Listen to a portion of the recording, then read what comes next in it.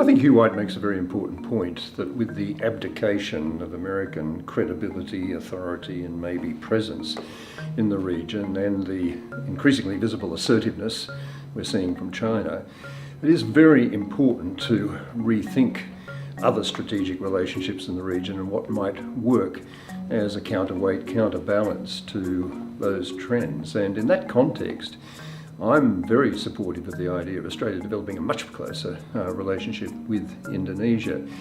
My mantra on these matters is less United States, more self-reliance and more Asia. And by more Asia, I mean two things. First of all, a much more multi-dimensional relationship with China to take the stress off the purely one-dimensional economic stuff we have at the moment.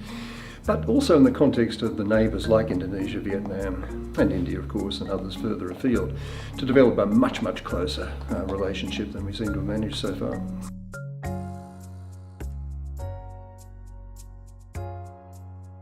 Well, we've done it in the past. We had it with the Keating-Suharto relationship and the security agreement that flowed from that. You had it with my relationship with Ali Alatas and the work we did together on bringing peace to Cambodia.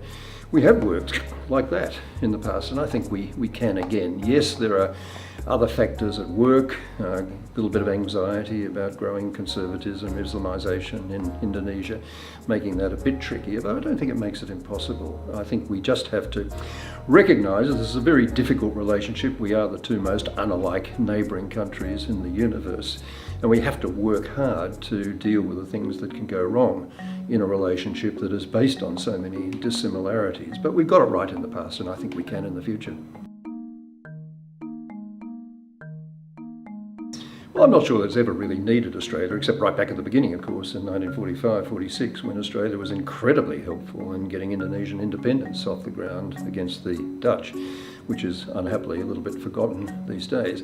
No, Indonesia's never really needed us. It's very resource-rich itself. It doesn't need Australia's mineral and energy resources in the same way that Japan and China have.